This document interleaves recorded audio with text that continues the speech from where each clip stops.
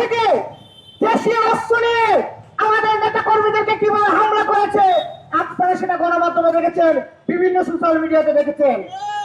কিন্তু আজকে দেখলাম কুষ্টিয়াতে আমাদের নেতা কর্মীদেরকে পায়ের রক্তে জামাত শিবির প্রমাণ করে তাদের অতীতের যে রক্ষাকার ইতিহাস সেটা আবার পুনরায় ফিরে এসেছে।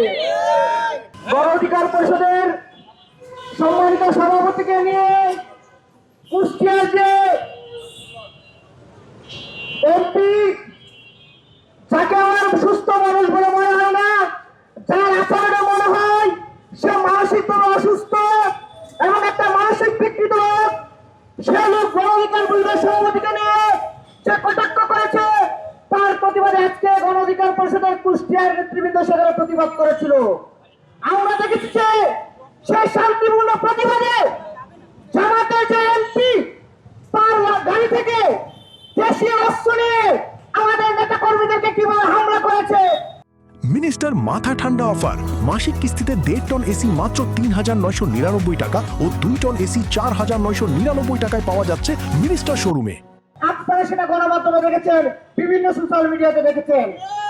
জামাত শিবিরের ইতিহাস রয়েছে, তারা রক্ষাটে এই গণঅভ্যুত্থানের পরে আমাদের মনে হয়েছিল জামাত শিবির মনে হয় ভালো হয়ে গেছে, কিন্তু আজকে দেখলাম কুষ্টিয়াতে আমাদের নেতা কর্মীদেরকে পায়ের রক্তে জামাত শিবির প্রমাণ করে তাদের অতীতের যে রক্ষাকার ইতিহাস সেটা আবার পুনরায় ফিরে এসেছে।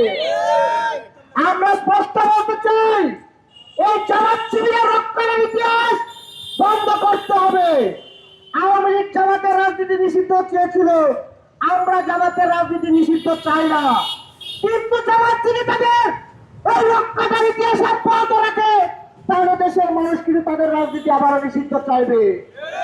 কুষ্টিয়াতে যে হামলা হয়েছে, আমাদের নেতা কর্মীদেরকে যেভাবে রক্তাক্ত করা হয়েছে, আমরা জামাতের কাছে দাবি জানাই অনতিবিলম্বে যারা সেখানে জড়িত ছিল ভিডিও ফুটেজ দেখে তাদেরকে চিহ্নিত করে অবশ্যই ব্যবস্থা নিতে হবে।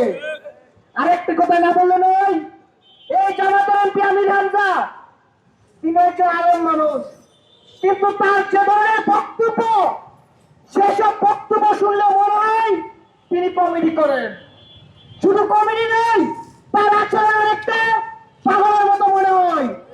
আমি জামাত শিবিরের মতো আহ্বান জানাবো, এই কুষ্টিয়ার অর্ধ পাগল এমপিকে আগে আপনারা পাবনা নিয়ে চিকিৎসা করেন, তারপরে আপনারা তাকে দলে রাখবেন কিনা সেটা সিদ্ধান্ত নেন।